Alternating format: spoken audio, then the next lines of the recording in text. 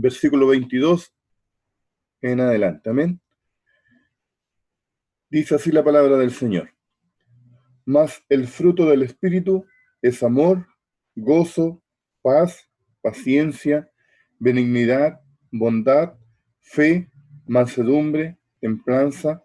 Contra tales cosas no hay ley. Amén. Bien, el tema que hemos estado viendo, ¿verdad? Y que continuaremos compartiendo hoy día es acerca de los dones espirituales. En la primera reunión hablamos, ¿no es cierto?, en forma general de los dones espirituales y vimos, perdón, del fruto del Espíritu y vimos la diferencia con respecto a los dones espirituales. Los dones espirituales, en forma general, para decirlo, ¿no es cierto?, en breves palabras, se refiere al poder de Dios obrando a través del creyente en la iglesia, y Él lo hace de una forma soberana, lo hace sobre quien quiere y de la manera que Él quiera. En cambio, el fruto del Espíritu, si bien es cierto, es, como dice la palabra, es el fruto del Espíritu obrando en nuestras vidas, es el creyente quien se dispone mediante la oración y mediante el sometimiento a la palabra para que nuestro carácter, ¿no es cierto?, vaya siendo transformado, para que el Espíritu Santo vaya teniendo la libertad y el dominio tanto sobre nuestra vida como sobre nuestro carácter. Amén. Y en la semana pasada hablamos específicamente del amor.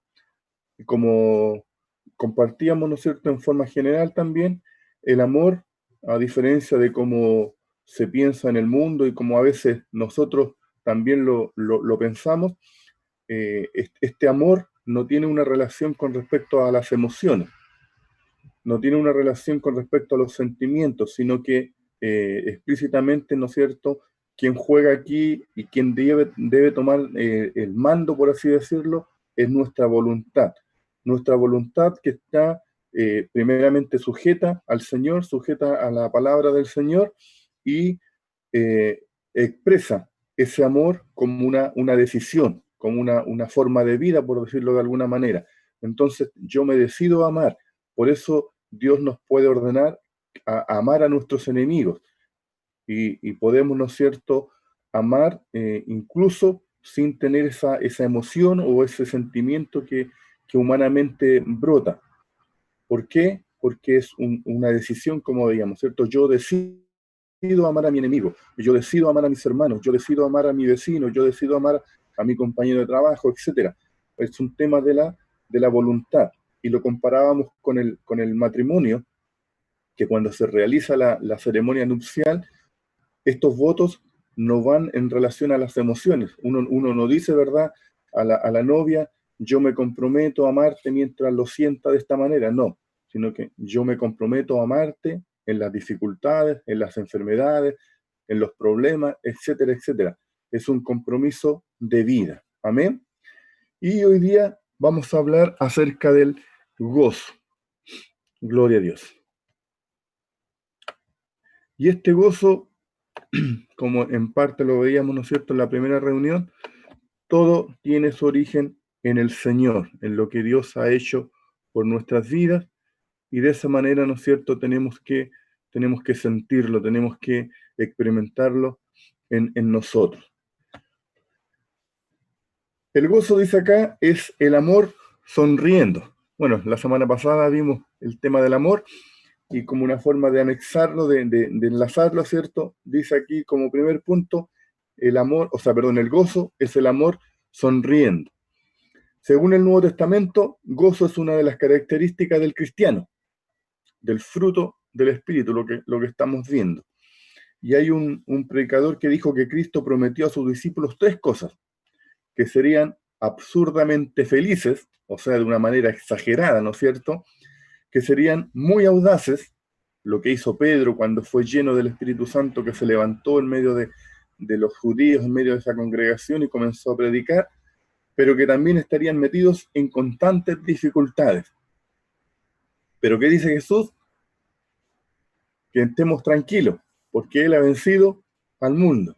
Entonces esa tranquilidad debería, ¿no es cierto?, conjugarse con gozo. Y Y esta advertencia, como la expresa este hombre, ¿verdad? Y en relación a lo que nos dijo el Señor, o sea, prepárense porque siempre van a tener dificultades, siempre van a haber luchas. En este mundo, ¿verdad? Siempre hay algo que nos va a causar dramas o problemas. Entonces, frente a eso, ¿cierto? Yo tengo que tener una perspectiva de optimismo, como se dice en el mundo, pero hablando en base a la palabra y a lo que el Señor hace, nuestra actitud tiene que ser de gozo, de alegría. La palabra gozo aparece 60 veces en el Nuevo Testamento y regocijaos aparece 72 veces. O sea, nos insiste, ¿no es cierto?, en que tenemos que tener este gozo. Por eso Pablo habla, ¿no es cierto?, que ahí lo vamos a compartir más adelante, este famoso versículo donde dice, regocijaos, y él insiste, otra vez digo, regocijaos. La palabra griega, desde que traducimos este gozo es, o perdón, la palabra griega, ¿no es cierto?, la que traducimos salud, salve y saludos en el Nuevo Testamento, justamente significa gozo sea con vosotros. Entonces, si se dan cuenta, hoy día los psicólogos hablan de la importancia, ¿no es cierto?, de la alegría, de sonreír, de tener una actitud positiva.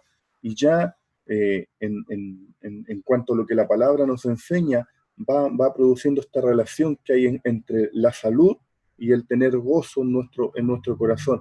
La salud mental, por así decirlo, ¿cierto? La salud del corazón, el ver la vida de una forma optimista, teniendo fe en el Señor. Podemos leer aquí algunos pasajes, Mateos 28, capítulo 9, Lucas 1:28 y Hechos capítulo 15, versículo 23. Le voy a pedir ahí a los pastores que me ayuden. Pastor Edgardo le voy a pedir que lea Mateos 28:9. Pastor Carlos Palma le voy a pedir que lea Lucas 1:28. Y hermano Jesús le voy a pedir que lea Hechos capítulo 15, versículo 23. Amén. Edgardo, por favor. Amén. Mateo 28, verso 9. 9, sí. He aquí Jesús les salió al encuentro diciendo, salve. Y ellas, acercándose, abrazaron sus pies y la adoraron. Amén. Ahí tenemos la palabra salve, como decíamos, que significa el gozo sea con vosotros. Lucas 1:28.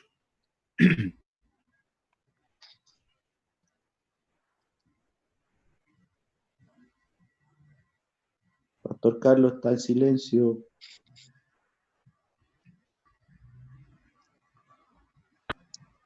Amén. Sí. Ahora sí. Amén.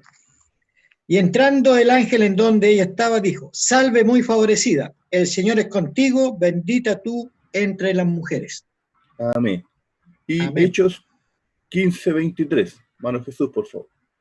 Amén. Y escribir por conducto de ellos, los apóstoles y ancianos y los hermanos, a los hermanos entre los gentiles que están en Antioquía, en Siria, en Cilicia, salud.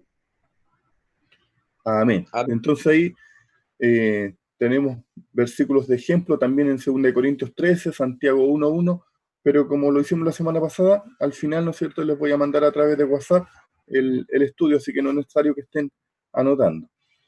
Entonces, esos versículos nos hablan de este gozo que el Señor desea que esté con nosotros a través de las palabras salud, salve y saludos.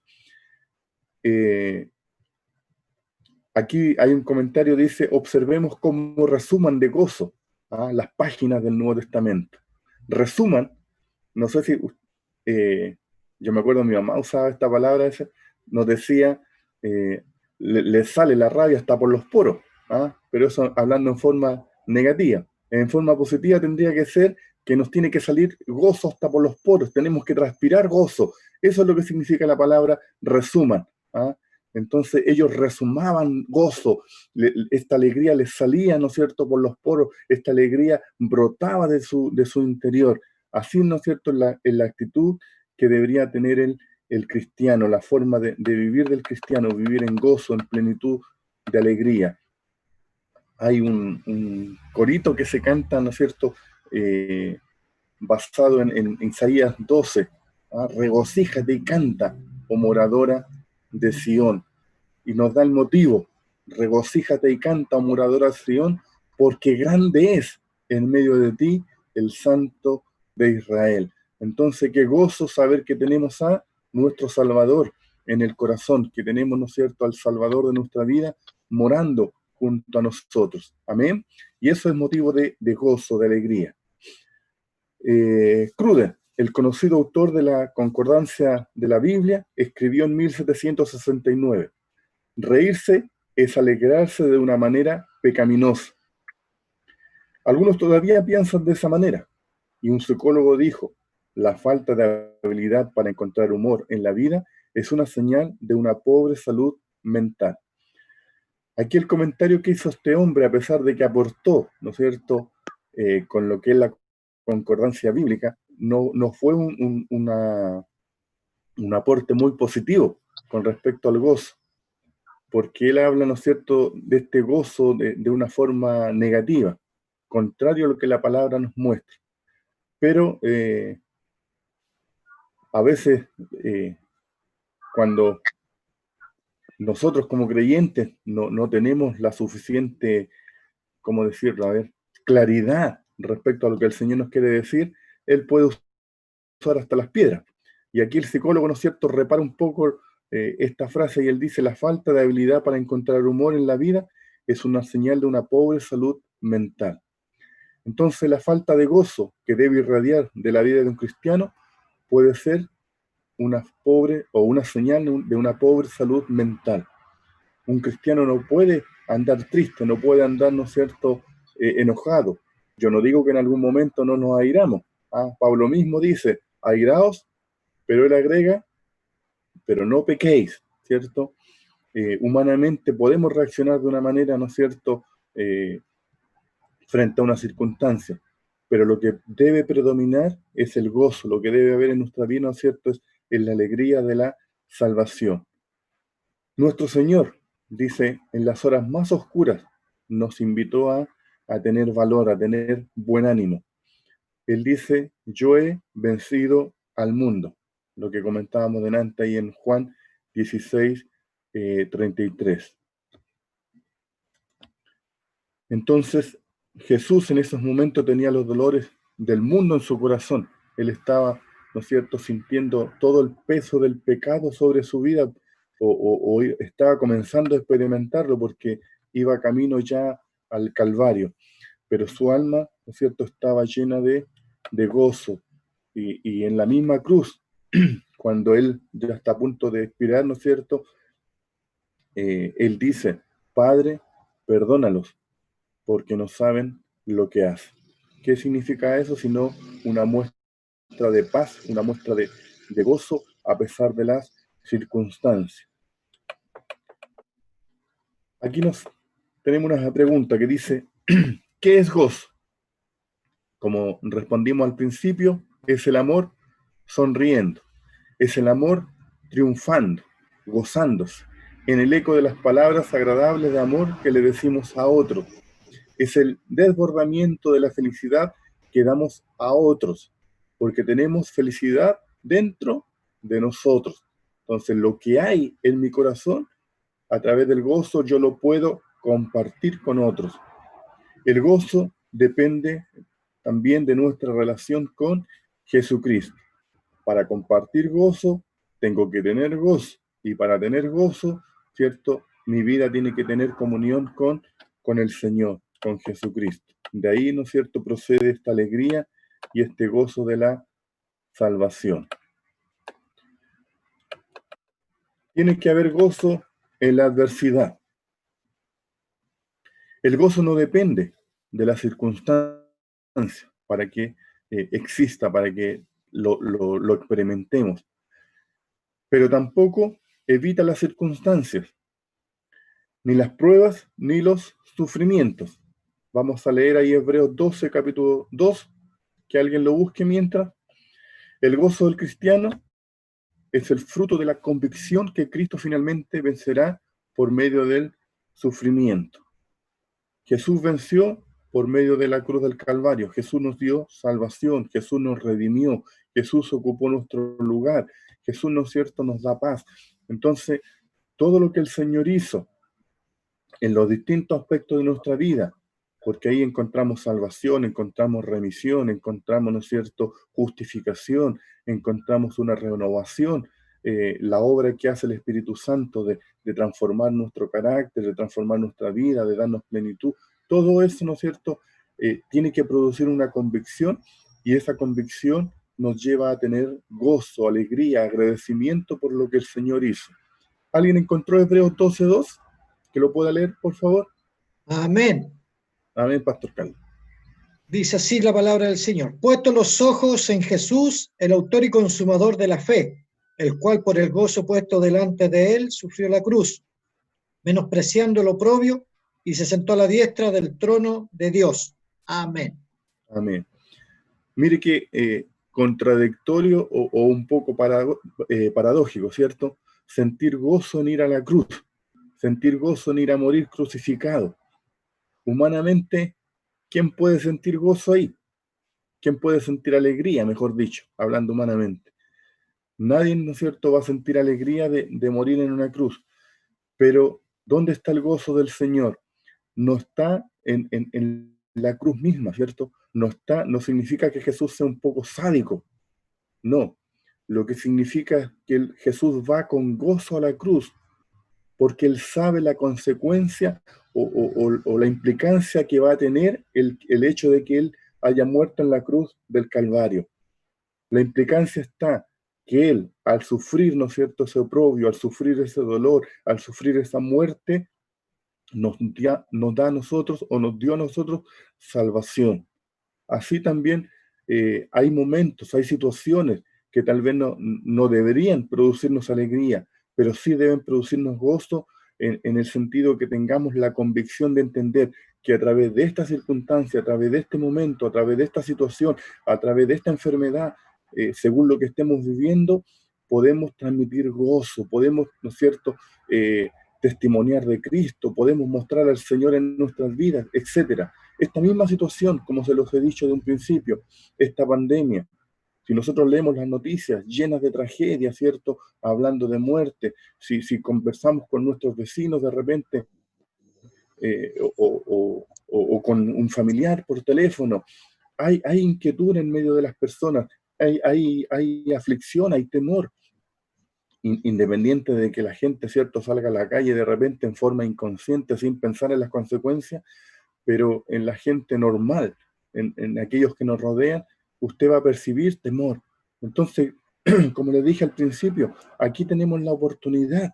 Esto es una crisis, y una crisis puede servir para bien o para mal. Para mal, si la enfocamos de forma equivocada, ¿ah? Si la enfocamos pensando que esta crisis nos va a significar derrota, nos va a significar pérdida, nos va a significar aflicción, va a ser una mala actitud.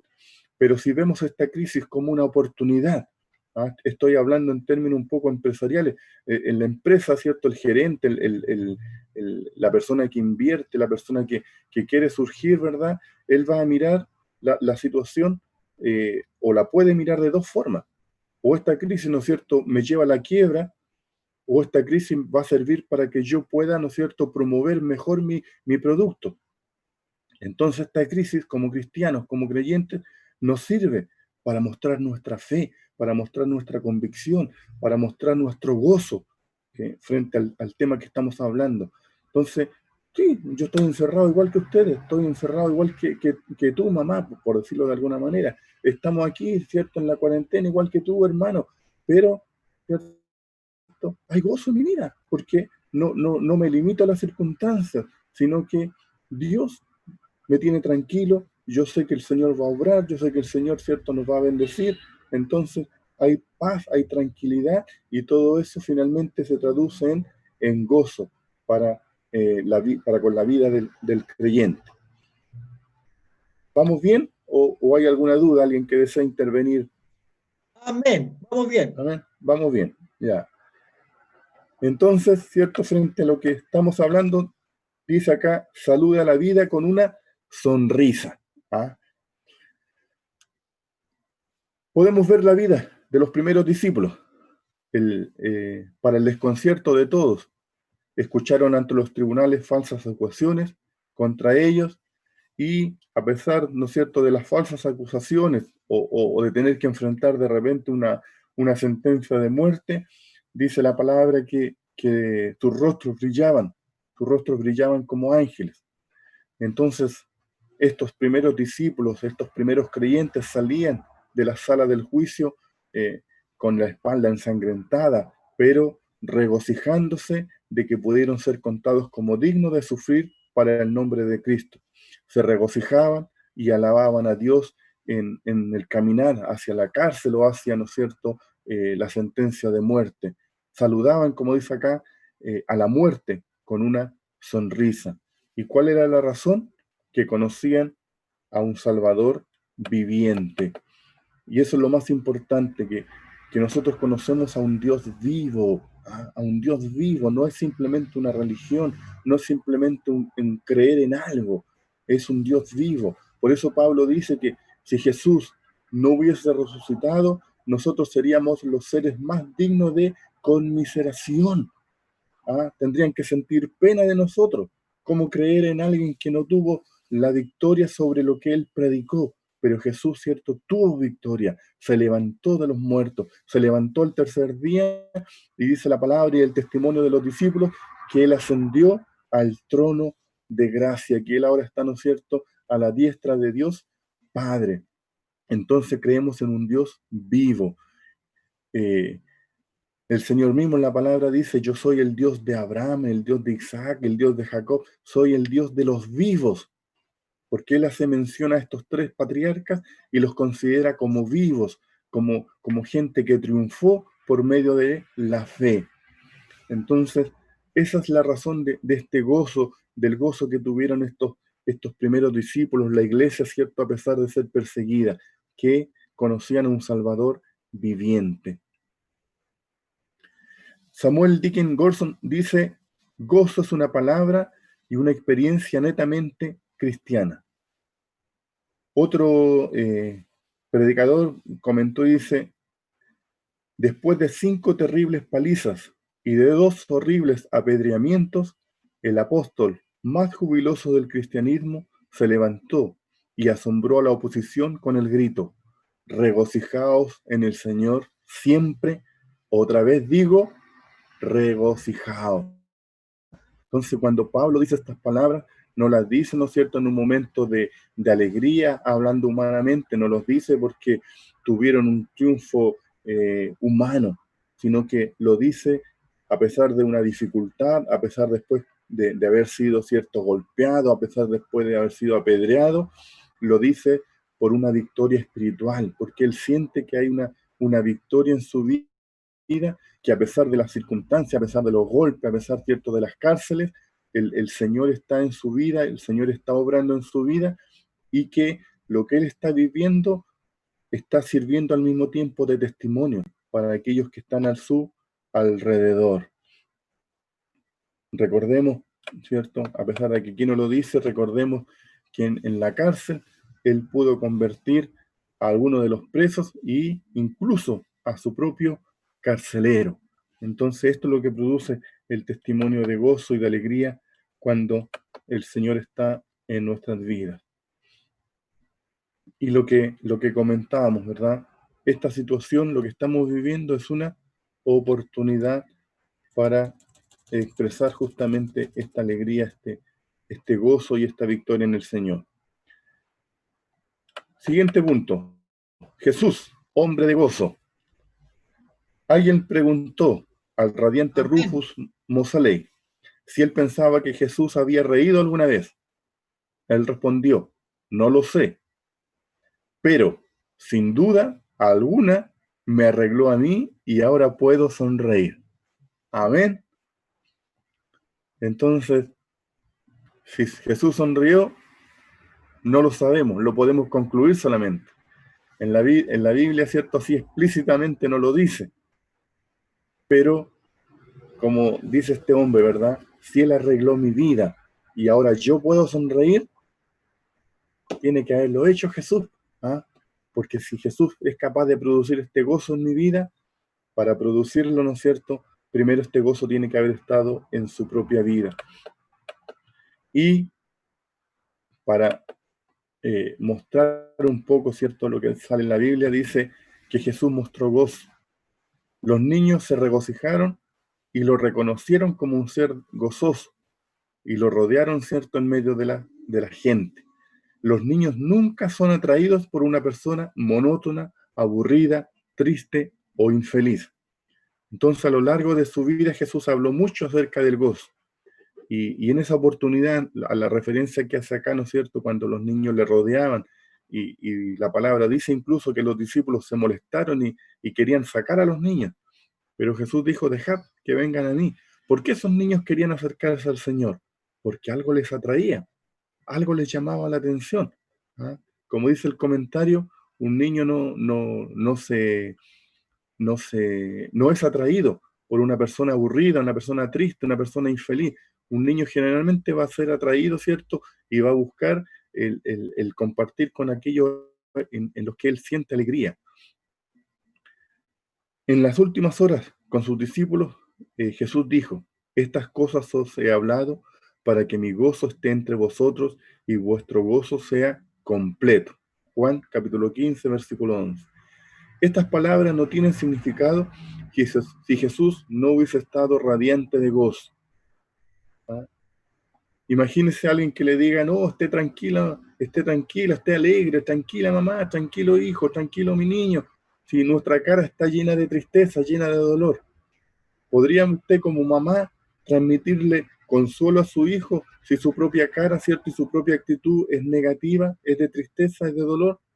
Al final dejaríamos a nuestros hijos más afligidos, o viceversa, ¿cierto? Si un hijo de repente, por poner un ejemplo, ¿cierto?, tiene que irse a otra ciudad, tiene que irse a otro lugar por trabajo, por lo que sea, no, mamá, tranquila, si voy a estar bien, y en su cara refleja tristeza, preocupación, nos dejaría más preocupados. Entonces, cuando Jesús habla de gozo en medio de la tribulación, en medio de las luchas, y Él dice, mi gozo esté con vosotros, ¿cierto?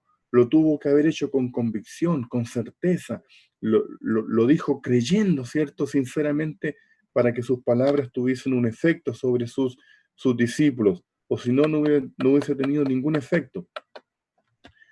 Hubo gozo donde quiera que Él fuese.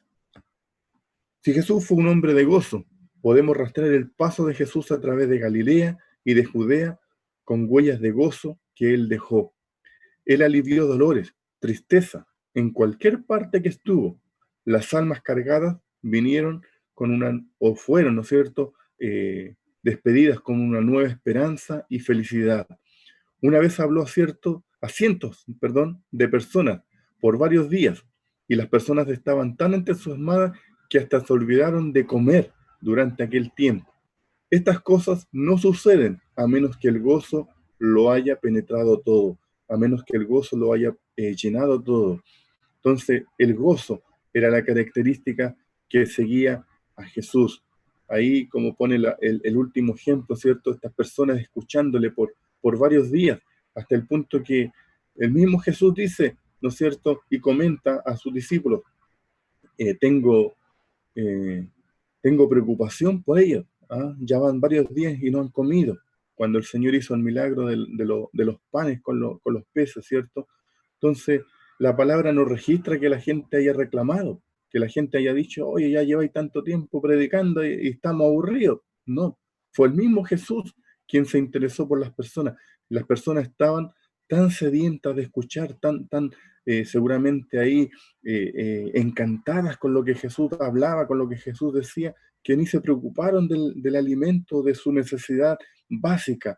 Y eso, ¿no es cierto?, está dentro de lo que proyectan a veces los psicólogos, que si bien es cierto, tenemos necesidades básicas como la vestimenta, el comer, cuando la persona llega a un nivel superior, cuando la persona, ¿cierto?, está, por decirlo humanamente, en un éxtasis espiritual, ¿no es cierto?, estas necesidades básicas pasan a un segundo plano. ¿Por qué? Porque su gozo, su alegría, la convicción de lo que está viviendo en ese momento no tienen injerencia sobre las necesidades básicas.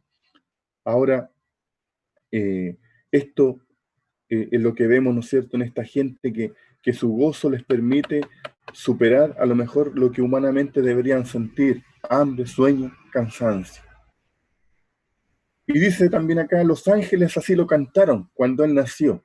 La anunciación de su nacimiento fue introducida por las palabras: he aquí, os doy buenas nuevas de gran gozo que serán para todo el pueblo. Ya con su nacimiento, ¿cierto? Ahí en Lucas capítulo 2, versículo 10, se nos está anunciando este gozo, estas buenas nuevas. Y es justamente lo que significa la palabra, ¿no es cierto?, evangelio. El llevar las buenas nuevas de salvación. Como creyentes, nosotros estamos llamados a predicar el Evangelio. Y predicar el Evangelio es llevar las buenas nuevas de salvación. Entonces yo no puedo hablar de salvación, no puedo hablar de buenas nuevas si no hubiese gozo en mi corazón, si no hubiese alegría, esperanza, convicción, como lo leíamos en nuestro corazón. Su mensaje fue de gozo. En su manifiesto del reino de los cielos, en Marcos capítulo 5, Cristo empieza con una nota de felicidad, la palabra bienaventurado. ¿Y qué significa bienaventurado? Persona dos veces feliz. Bienaventurados, dice, los pobres de espíritu, bienaventurados los que esperan en el Señor, bienaventurado, ¿no es cierto? También lo podemos ver ahí en Mateo capítulo 5. Es un término vital y deliberadamente escogido. Cristo vino a resolver los problemas del mundo, no a decir solo palabras bonitas. Entonces, cuando Jesús habla de esta bienaventuranza, ¿no es cierto?, está transmitiendo gozo, está transmitiendo, ¿cierto?, esperanza. Nos está diciendo que ustedes van a ser felices si viven de esta manera. Muchas veces, como lo compartí en una oportunidad ya en Iquique, muchas veces nosotros vemos las leyes del Antiguo Testamento y parece que el mundo se nos viniera encima. Pero es que las leyes son muy difíciles de cumplir, ¿no es cierto? Leemos los 10 mandamientos: no matarás, no codiciarás, no hurtarás, no adulterarás. Entonces, humanamente, no, es que es difícil cumplir las leyes. Y si nosotros leemos las bienaventuranzas, ¿cierto?, son mucho más estrictas. A pesar de que no están planteadas como leyes, son mucho más estrictas. Y Jesús en una oportunidad incluso dijo que si hasta pensásemos en algo, estamos pecando, ¿cierto? El hombre que piensa en su corazón, o sea, que desea en su mente a la mujer ajena, ya está pecando. Entonces ahí vemos lo estricto de lo que Jesús está anunciando, pero él ahora no lo anuncia como una ley, sino que lo expone y manifiesta una bienaventuranza frente a esta situación, frente a esta forma de vida. Bienaventurados, es cuando comprendemos la profundidad de lo que el Señor está haciendo en nosotros. Por eso Pedro, en esta oportunidad, cuando el Señor los reprende, ¿cierto?, y le expone sus mandamientos, él dice: Señor, dura es tu palabra. Humanamente hablando, eres estricto con lo que nos pides, eres estricto con tu forma, ¿no es cierto?, de enseñarnos. Pero luego Pedro agrega: ¿a quién iremos si solo tú tienes palabra de vida eterna?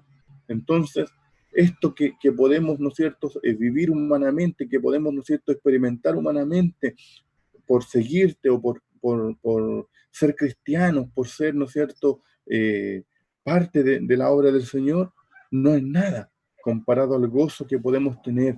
Ese gozo, ¿cierto?, y esa convicción, como hemos visto, es lo que permitió darle la victoria a la iglesia primitiva, a los discípulos, a pesar de las dificultades, de las persecuciones, de las luchas. ¿De dónde sacamos la idea de que la virtud está en la gravedad y que sonreír es simplemente un síntoma de depravación? Es una pregunta. ¿De dónde sacamos esta idea? Que para ser santos tenemos que andar con cara amargada. Como cristianos debemos ser la gente más gozosa y feliz de la comunidad, ¿cierto? Yo me alegro de haber recibido este mensaje de salvación a través de la vida de un hombre que expresaba felicidad, expresaba gozo. Hoy día, bueno, algunos hermanos se dieron cuenta al principio, ¿cierto?, de esta reunión, cómo compartíamos con los pastores ahí tirándonos tallas, ¿cierto? Es la forma de vivir, ¿ah? Hay que vivir de forma alegre. El hecho de ser pastor no nos hace una persona agria, una persona amarga, que tengamos que andar siempre serios, ¿cierto? No, tenemos gozo, igual que usted. Hemos recibido al Señor como nuestro Salvador. Podemos reírnos, podemos, ¿cierto? Eh, valga reírnos unos de otros, con una talla. Mientras no seamos hirientes y mientras no humillemos a la otra persona, podemos reírse. Y lo principal es reírse de uno mismo, reírnos de nuestros defectos. ¿Por qué? Porque ahí está el gozo de saber lo que somos, saber, ¿verdad?, que tenemos defectos, que tenemos, ¿no es cierto?, humanamente hablando, ¿cierto?, dificultades para algunas cosas, o tenemos deficiencias físicas, soy feo, soy gordo, soy aquí, ¿cierto?, soy peladito, pero el Señor nos redimió, ahí está nuestro gozo, ahí está nuestra alegría. ¿Ah? Yo no soy Amén. Gloria a amén. Dios. ¿Ah?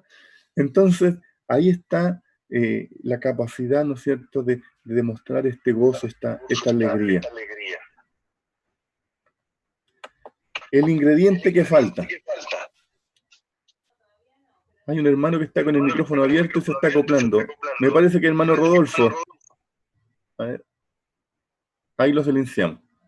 Ya. El ingrediente que falta.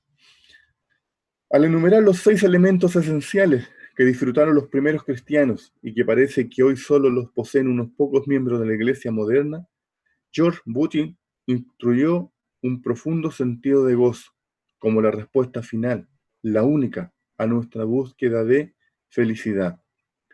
La palabra evangelio significa buenas noticias. ¿De qué manera impresionan nuestras reuniones promedio a un espectador? ¿Pensará él que nos reunimos para lamentar una derrota o para celebrar una victoria?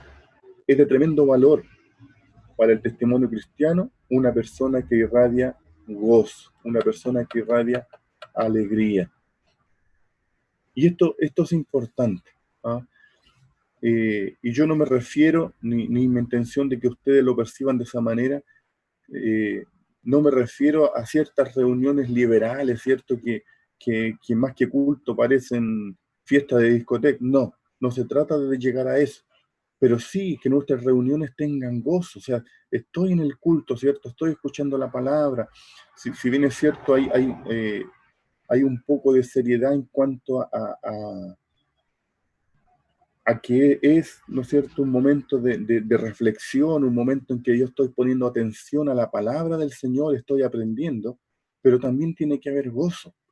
Entonces, de ahí, ¿no es cierto?, la necesidad de que glorifiquemos al Señor, de que le alabemos. De repente, cuando estamos en los cultos, ¿cierto?, el pastor pide que usted diga un amén, un gloria a Dios, que se sienta que hay un culto vivo, o cuando se hacen las reuniones de oración, que parece que en vez de reunión de oración, parece que fuera un velorio.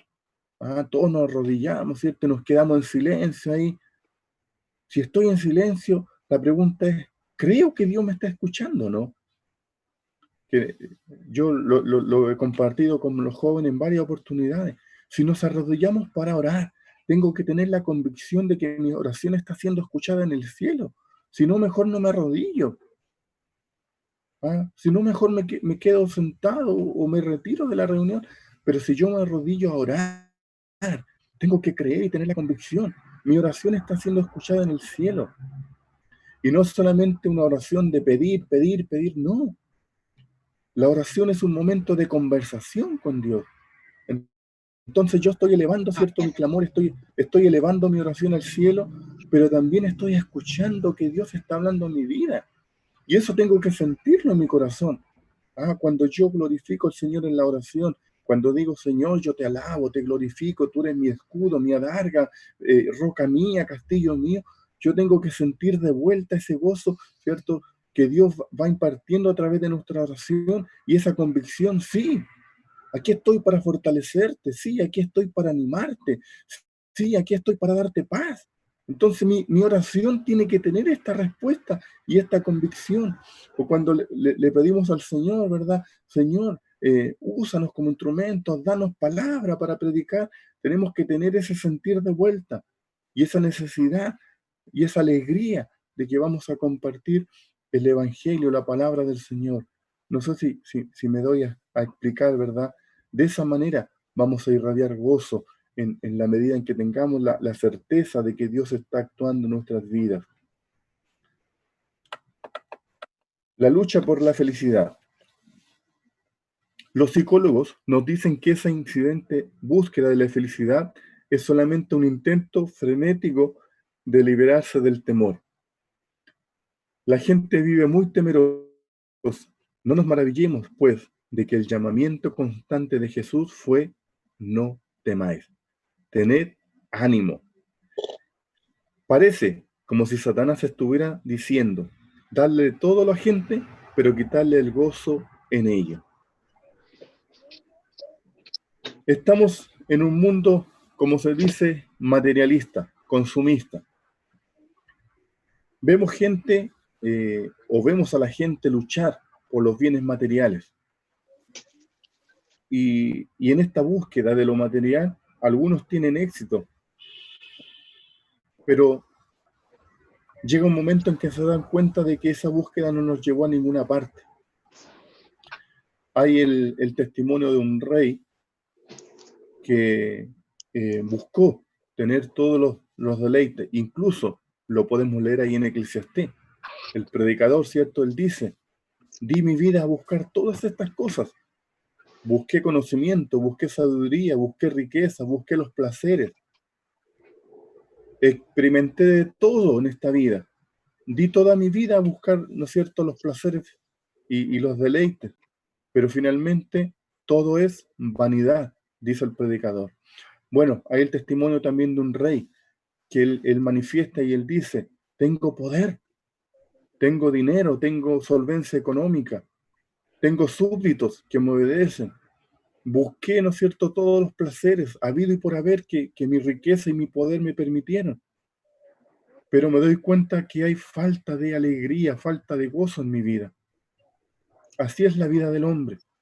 Y en referencia al comentario, a veces Satanás permite que el ser humano tenga de todo, pero no lo disfrutamos, porque sin Dios no hay paz, sin Dios no hay gozo, sin Dios no hay alegría, sin Dios no hay esperanza. Entonces todo lo que podamos tener humanamente hablando, todo lo que podamos tener, ¿no es cierto?, humanamente, que nos provea, ¿no es cierto?, la riqueza o la vida humanamente hablando, no nos va a llenar con gozo, no nos va a llenar con esperanza, mientras el Señor no esté en nuestras vidas.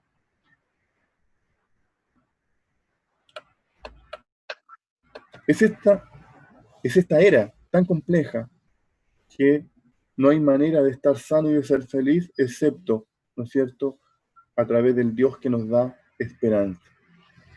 Por eso ahí en Romanos 15:13 dice: el Dios de esperanza os llene de gozo y de paz en el creer, para que abundéis en la esperanza por el poder del Espíritu Santo.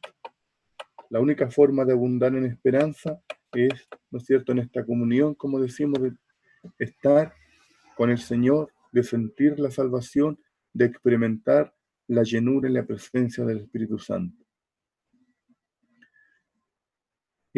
Siguiendo la idea, ¿no es cierto?, de repente de un creyente un poco amargado, dice: no hay falta de ortodoxia, pero sí estamos escasos de esplendor, de la contagiosa cualidad del gozo. John Wesley escribió en sus notas explicativas sobre el Nuevo Testamento: una piedad avinagrada es la religión del diablo. Y Martín Lutero dijo que la tristeza es del diablo y no un fruto legítimo del Evangelio. Todo lo que hablamos respecto a que el creyente y la iglesia, ¿no es cierto?, deben estar llenas de gozo. Se nos ordena que nos regocijemos. Gozarnos es un mandamiento. Primera Tesalonicenses 5, Filipenses 4:4, la famosa palabra de Pablo cuando dice regocijaos, otra vez digo regocijaos. También lo podemos leer en Mateo 5:12. Entonces Jesús nos dio 3 palabras de ánimo. Primero, el ánimo del perdón.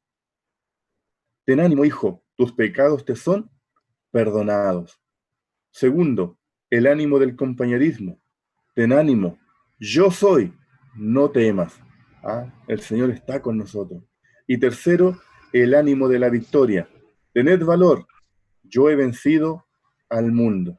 Entonces, tenemos razones de sobra para estar en gozo y en esperanza. ¿Por qué?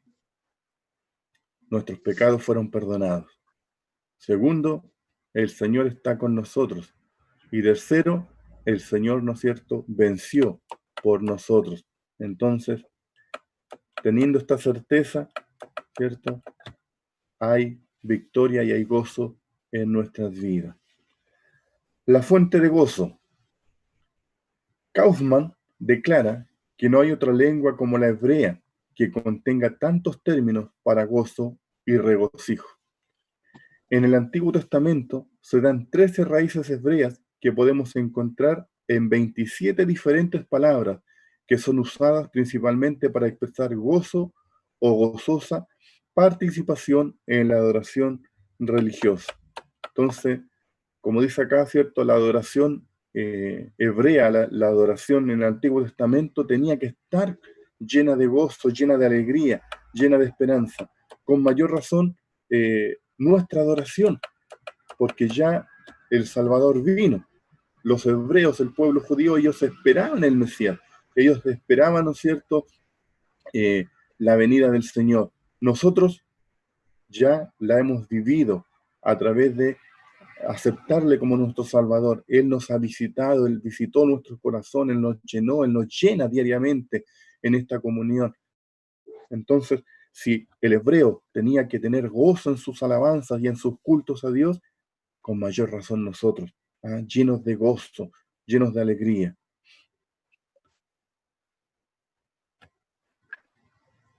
El ritual religioso, como decíamos, hebreo muestra a Dios como la fuente del gozo, en contraste con los rituales de otras religiones orientales. La adoración en Israel era esencialmente una proclamación y celebración gozosa. Podemos ver ahí Salmos 16:11. Lo vamos a leer. Hermano Jesús, le voy a pedir que lo lea. Salmo 16, versículo 11. Amén.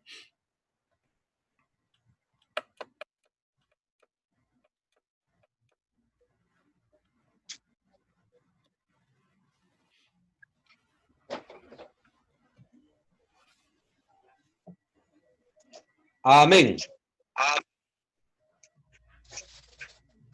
Me mostrarás la senda de la vida. En tu presencia hay plenitud de gozo, delicias a tu diestra para siempre. En tu presencia Amén. hay plenitud, o sea, está lleno. Ya no quedan espacios ahí en el aire, no quedan espacios vacíos. Hay plenitud de gozo. Amén. Esa era la forma de culto que tenía que tener el pueblo hebreo y con mayor razón nosotros. Amén. Gozo no terrenal. El gozo no se encuentra en los logros humanos. San Agustín dijo, hay un gozo que no es dado a los impíos, sino a aquellos que aman a Dios por sí mismo, cuyo gozo es Él mismo. Y esta es la vida feliz, regocijarse en ti, contigo y para ti. Esa es, y no hay otra. Como dice acá, ¿verdad? Este gozo está en Dios mismo. A veces cometemos el error de alegrarnos en las bendiciones que el Señor nos da. Estoy contento porque el Señor me dio un auto nuevo. Estoy contento porque el Señor me dio de comer. Estoy contento porque tengo trabajo. Sí, está bien agradecer. Tenemos que agradecer al Señor por todo. Pero usamos a la inversa lo que el Señor nos pide. Jesús dijo, buscad primeramente el reino de Dios y su justicia, y lo demás viene por añadidura. Entonces, como conclusión, como meditación de ese versículo, mi gozo está primero en el Señor. ¿Ah? Yo me gozo por tener salvación, yo me gozo por tener comunión con Dios, yo me gozo, ¿verdad? Porque en el Señor estoy completo y lo demás viene por añadidura. No puede ser al revés, que me gozo, ¿cierto?, por los bienes materiales y cuando los bienes materiales no están, me olvido de Dios o me enojo contra Dios. No quiero ir más a la iglesia porque tuve un problema. No quiero ir más a la iglesia porque mi esposo quedó sin trabajo. No quiero ir más a la iglesia porque el Señor no respondió a mi oración, porque mi hijo está enfermo. O ya yéndonos a un extremo, porque mi mamita, ¿no es cierto? O mi hijo, o mi vecino, quien sea, ¿cierto? Falleció. No, nuestro gozo tiene que estar en el Señor. Y ahí, ¿no es cierto?, esa esperanza nos permite sobreponernos frente a cualquier dificultad. Y si hay gozo, vamos a poder, como decíamos delante, transmitir gozo en medio de la dificultad, en medio de las luchas, en medio de los problemas.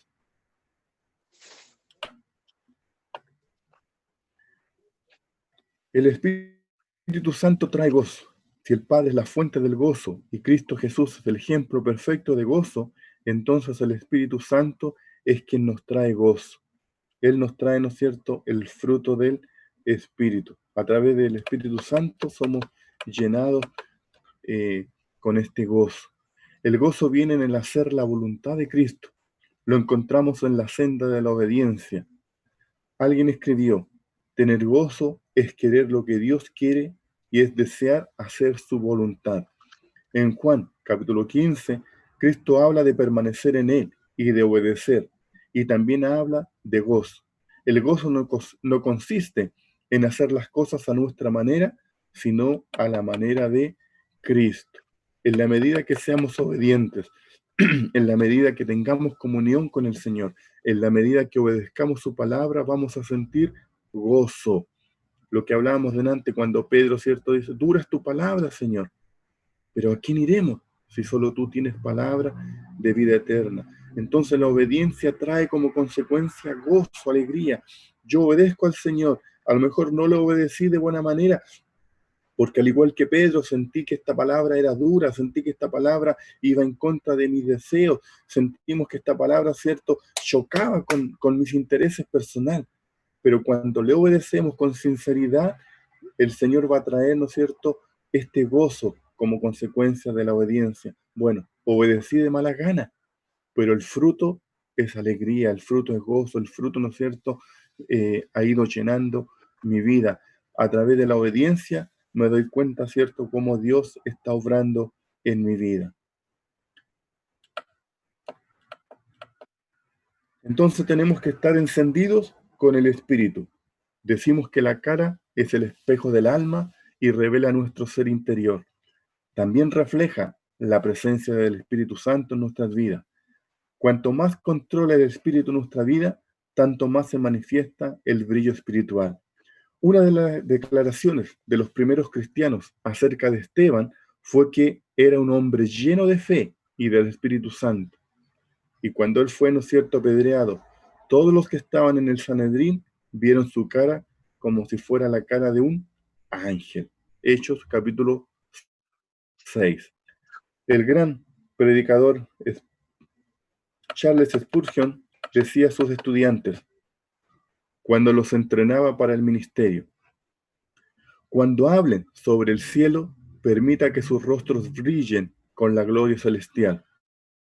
Cuando vayan a hablar sobre el infierno, que su rostro sea el de cada día. Tenemos un rostro diario, un rostro, cierto, que muchas veces, tal vez sin quererlo, pero andamos así como si nada pasara. Cuando hablemos del infierno, mostremos nuestra cara diaria, nuestra cara rutinaria. Pero cuando vayamos a hablar del cielo, como dice acá, ¿cierto? Cuando vayamos a hablar acerca de las promesas del Señor, ojalá que nuestro rostro brille, brille de alegría, de esperanza, con convicción de lo que el Señor ha hecho en nuestras vidas. el resultado de un vivir radiante. Otro varón ahí escribió, este resplandor es algo inconsciente. Moisés no sabía que la piel de su cara resplandecía, y estoy seguro que Esteban no era consciente de la apariencia angelical de su semblante. Estoy igual cierto que Meyer no tuvo conocimiento que la luz santa de su rostro estaba hablando a un joven sentado en las últimas bancas aquella noche en el templo de Glasgow. Los hombres que son más semejantes a Cristo son los menos conscientes de ello. Y aquí vemos, ¿cierto? Entonces, que no es un tema de apariencia, no es un tema de querer, ¿no es cierto?, mostrar alegría cuando no la tenemos. No. Si realmente Dios está en el corazón del creyente, esta alegría, ¿no es cierto?, como decíamos al principio, va a brotar de nosotros en forma inconsciente, se va a manifestar en nuestras vidas, aunque nosotros no tengamos la intención. Pero el hecho de que estemos gozosos, el hecho de que el gozo esté en su corazón y en su alma, esto se va a reflejar. Y el mejor testimonio lo encontramos en Cristo. Las personas llenas con el Espíritu irradian la plenitud del gozo en todos aquellos con quienes se encuentran. Este gozo viene a ser algo que los demás desean, lo mismo que el color de una manzana nos hace desearla, así el gozo de la vida cristiana atrae a otros hacia Cristo. Otra vez digo, regocijaos. Probablemente usemos frases como, lo siento por usted, y tiene toda mi simpatía, más que la frase, me siento feliz por usted, me hace feliz saber que esto le ha ocurrido a usted. Y es aquí donde el Espíritu nos prueba muchas veces. ¿Es fácil gozarse en el éxito de otros? ¿Amamos el regocijarnos cuando las cosas le van bien a otros? Especialmente con aquellos que están haciendo lo mismo que nosotros hacemos o que están en igual posición. Dice acá, es más fácil regocijarse con aquellos que están por encima o por debajo de nosotros, o que tienen tareas diferentes a las nuestras. La verdadera prueba de si el Espíritu Santo está produciendo el fruto del gozo en nuestras vidas es nuestra capacidad para regocijarnos sinceramente en el éxito de otros.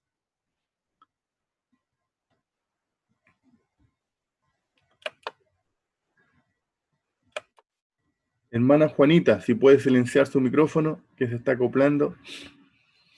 Entonces, como dice acá, ¿cierto? A veces es fácil. Hermana Juanita, si puede silenciar su micrófono. A veces es fácil gozarse con el que tiene menos o con el que tiene más. Con el que tiene menos porque lo hacemos en forma condescendiente. Y con el que tiene más porque generalmente es nuestro jefe, nuestro superior. Entonces, si él se ríe, yo me río. Si él está contento, yo estoy contento. Pero eso no es tener gozo. Eso es ser espinita. Pero cuando estamos frente a nuestros iguales, ¿cierto? A veces es difícil. Cuando nuestro hermano al lado, nuestro compañero, incluso tal vez un familiar, están felices porque tuvieron una victoria económica o tuvieron una bendición. Qué bueno, que te vaya bien. Y somos un poco cínicos, hipócritas en nuestra alabanza o nuestro gozo. ¿Por qué? Porque viene la envidia a ocupar el lugar del gozo. Viene la envidia, ¿no es cierto?, a robarnos el gozo que deberíamos sentir. Esa es la prueba, la evidencia de que, ¿no es cierto?, hay un impedimento para poder realmente gozarnos con otros en sus experiencias de alegría y de aceptación. Solo el Espíritu Santo puede eliminar este espíritu de envidia y reemplazarlo con un espíritu de gozo. Pero nosotros debemos responder, ¿no es cierto?, a este mover del Espíritu en nuestras vidas. Dice que los paganos pueden llorar con los que lloran. El impío puede llorar con los que lloran. Cualquier persona puede llorar con el que llora.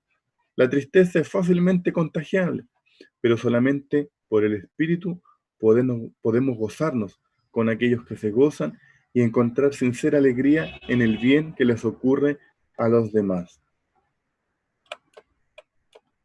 ¿Vamos bien? ¿Alguna duda?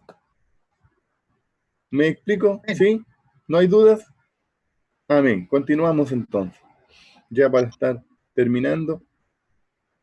Dice, alabanza, el gemelo del gozo.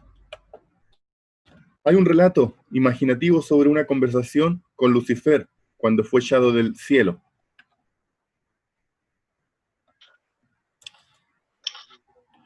Le preguntaron acerca de lo que más echaba de menos desde que fue expulsado del cielo. Las trompetas, respondió.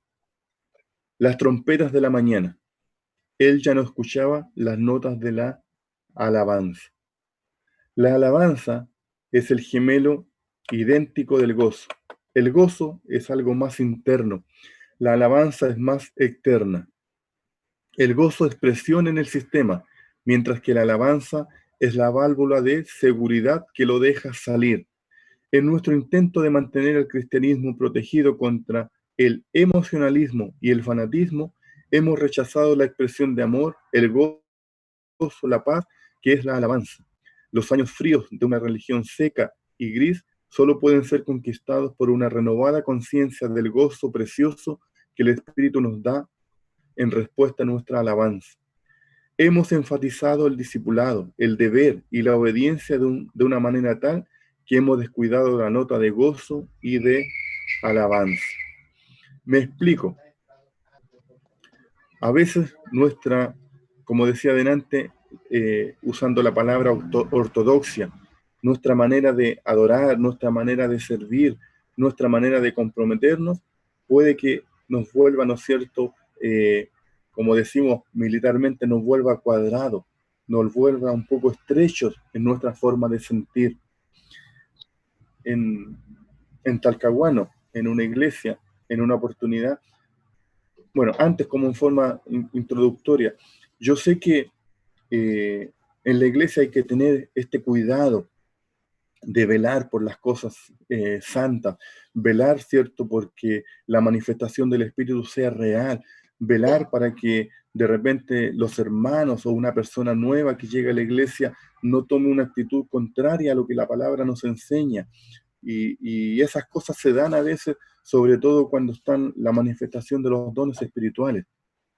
El gozo se transforma muchas veces en emocionalismo y nos lleva a cometer errores. Pero eso no significa que yo no deba llevar a la iglesia a que sienta gozo. Y dichas estas palabras, les comento ahora. En una oportunidad, en un culto ahí, en una iglesia en Talcahuano, estaban, ¿no es cierto?, sintiéndose la presencia del Señor, el mover del Espíritu, y los hermanos comenzaron a alegrarse. Y vino un presbítero, y cuando ve que hay una hermana, ¿cierto?, que comienza a mover las manos, que comienza como a danzar, lo primero que él hace, ¿cierto?, le toma las manos y le tiende a apagar ese gozo. Entonces, hay momentos en que el creyente, sobre todo, como decía, cuando es una persona nueva, en que actuamos como niños.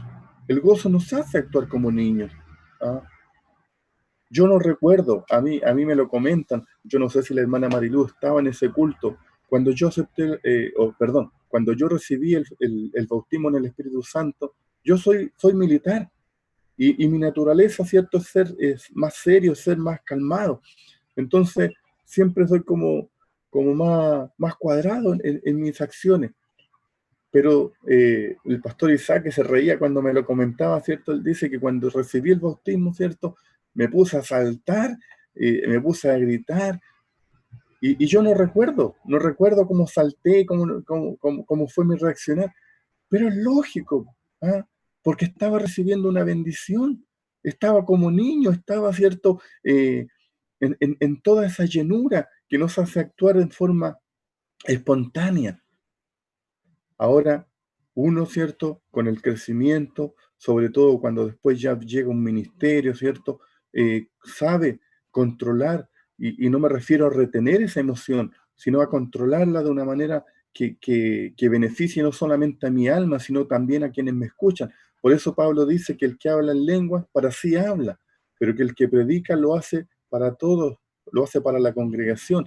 Entonces, uno, me refiero a mí como pastor, independiente que sintamos gozo, sintamos alegría, Yo no puedo, ¿cierto?, comenzar a alabar al Señor solo y hablar en lengua, ¿cierto?, y olvidarme de quienes me rodean. No. Nuestra tarea es gozarnos, pero compartir ese gozo con la congregación a través de una oración que la iglesia entienda, a través de una palabra que la iglesia entienda. Entonces, maduramos para poder actuar de esa manera. Pero inicialmente, insisto, hay un gozo, hay una actitud como niños de sentir esa alegría. Entonces, ahí es lo que tenemos que incentivar y no podemos, ¿cierto?, retener eso, no podemos quitarle ese gozo a la iglesia. Sí enseñarle para que vayan creciendo, madurando, pero no podemos quitar eso. Entonces, muchas veces el Espíritu Santo quiere obrar y nosotros mismos, ¿cierto?, apagamos ese gozo en la congregación. No, hay que incentivarlo. Por eso Pablo dice, regocijaos, regocijaos en el Señor. Lo que hemos hecho en las reuniones anteriores, ¿ah? Aprovechemos este momento. Yo sé que en la casa no lo hacemos con frecuencia. Hay personas que les cuesta un poco. Aprovechemos los cultos, hablar en lengua, gozarnos en el Señor, comenzar a darle libertad para que el Espíritu se manifieste, porque eso es lo que nos da gozo, la alabanza. La alabanza, ¿cierto?, es la que nos produce este gozo. La alabanza santifica y pone felicidad en todo lo que toca. Enciende de nuevo la fe, aviva la chispa del amor, humeante, convirtiéndolo en una llamarada de amor por Dios. El apóstol Pablo dijo, y no os embriaguéis con vino, pues en esto hay desenfreno, hay disolución. Más bien, sed llenos del Espíritu, hablando entre vosotros con salmos, con himnos, con canciones espirituales, cantando, alabando al Señor en vuestros corazones. Darle lugar a esta libertad, a este gozo para glorificar el nombre del Señor. Otro predicador dijo, no consigáis vuestro estímulo del vino, porque existe siempre el peligro del beber excesivo, sino dejad que el Espíritu estimule vuestras almas, expresar vuestro gozo cantando entre vosotros, salmos, himnos, cánticos espirituales, componiendo música en vuestros corazones para los oídos de Dios. Hay un testimonio de una mujer que hizo la obra misionera en el Medio Oriente y venía ella ya de vuelta, ¿no es cierto?, a América, y se vino en un avión lleno con militares. Y dice que en ciertos momentos los militares ahí, los soldados estaban alegres, estaban contentos porque ya venían de vuelta a América, ¿no es cierto?, de retorno a su patria. Y se pusieron ellos a fumar, algunos, otros se tomaban una cerveza y le iban a ofrecer a ella. ¿Quiere fumar? No, gracias, no lo necesito, era su respuesta. Luego le fueron a ofrecer un poco de licor. No, gracias, no lo necesito. Entonces uno de los soldados le entró la curiosidad y le preguntó, ¿por qué cada vez que nosotros le ofrecemos algo usted dice, no, gracias, no lo necesito? Y ella le respondió, ¿cuál es el motivo que usted está fumando? ¿Cuál es el motivo por el cual usted está bebiendo en este momento? Porque está buscando gozo, ¿cierto? Está buscando alegría.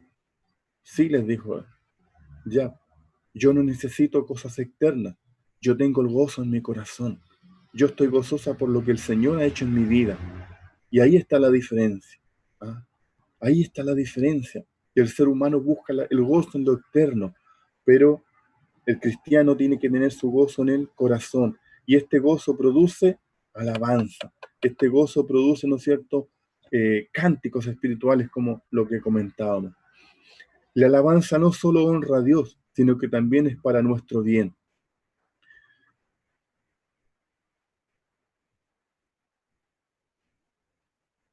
El dolor y la tristeza por el pecado son necesarios. Muchos no sienten la plena libertad y el gozo del perdón porque no alaban a Dios por haber sido limpiados por Cristo. Si bien es cierto, el hecho, ¿no es cierto?, de reconocer nuestros pecados, reconocer que fuimos desobedientes ante el Señor, tiene que producir en el creyente primeramente esta exhortación, este remesón de conciencia, ¿ah? Desde el momento en que nosotros ya confesamos nuestros pecados, desde el momento en que entregamos ante el Señor nuestras culpas y le aceptamos como un Salvador, tiene que venir también esta libertad y este gozo. Así como el pecado nos constriñe para aceptar a Cristo, una vez que ya le aceptamos, tiene que haber gozo, ¿ah? Tiene que haber alegría en nuestra alma, porque ahora, ¿no es cierto?, hay perdón de pecados.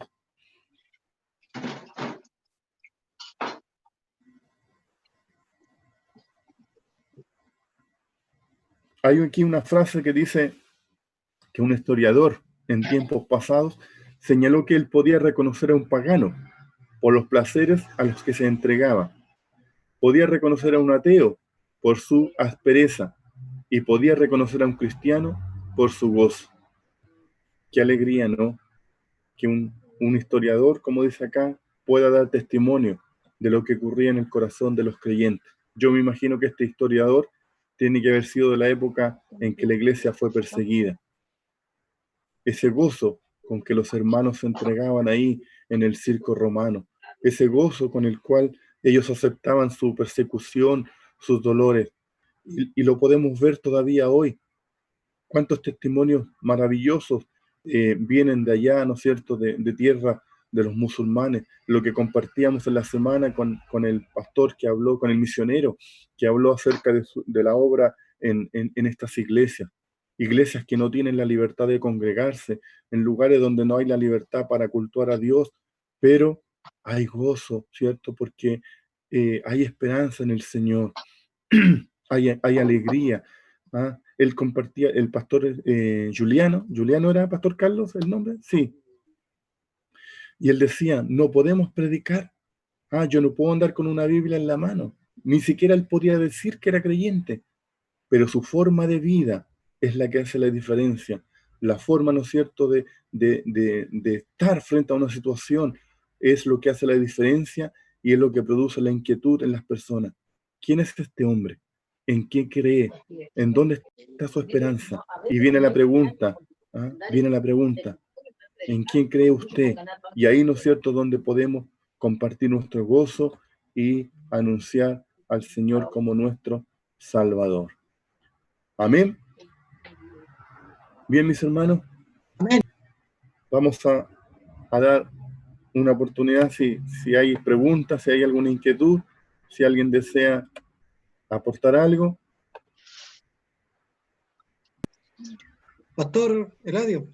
Dígame. Bueno, a todos los hermanos, pastores que están, les saludo con la hermosa paz de nuestro Señor Jesucristo.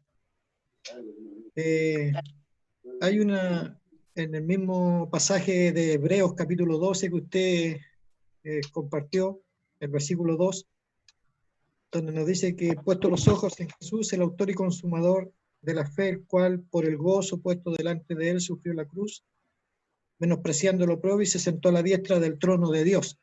Bueno, ahí vemos, ¿cierto?, esa bendición que el Señor nos entrega a nosotros de ese gozo del autor y consumador de la fe, que sabiendo dónde iba a ir, a pagar un gran precio, no siendo un pecador, él fue con esa alegría, con ese gozo, si podemos reflejarlo de esa manera. Pero también nos habla de algo importante para nosotros. En el mismo capítulo 12, si vamos ahí al versículo 11 de Hebreos, porque dentro de algunos versículos nos habla también de la disciplina del Señor para sus hijos, que tenemos que aceptar la disciplina del Señor. Y a veces, muchas veces la disciplina no nos gusta, nos causa dolor, nos causa tristeza. Cuando los padres terrenales nos castigaban o nos disciplinaban, no había alegría, no había gozo. Y pasa muchas veces con los hijos de Dios, con nosotros, que a veces no nos gusta mucho la disciplina. Pero el versículo 11 nos deja una gran enseñanza para que nosotros también podamos meditar en ella, cuando dice, es verdad que ninguna disciplina al presente parece ser causa de gozo, ¿cierto? Nadie puede gozarse cuando es disciplinado o castigado. ¿Por qué? Dice, sino de tristeza. Cuando hay disciplina hay tristeza. Pero después, dice, da fruto apacible de justicia a los que en ella han sido ejercitados. Es lo mismo que usted hablaba del fruto, ¿cierto? Cuando hay gozo, apacible, mostramos fruto, ¿cierto? Para el Señor. Y aquí este versículo 11 creo que enmarca de gran manera el que nosotros nos tenemos que regocijar delante del Señor cuando somos disciplinados por Él. Y eso es algo importante que debemos de tomar en cuenta. Eso, pastor. Amén. Gloria a Dios. ¿Alguien más que desee comentar o hacer alguna pregunta?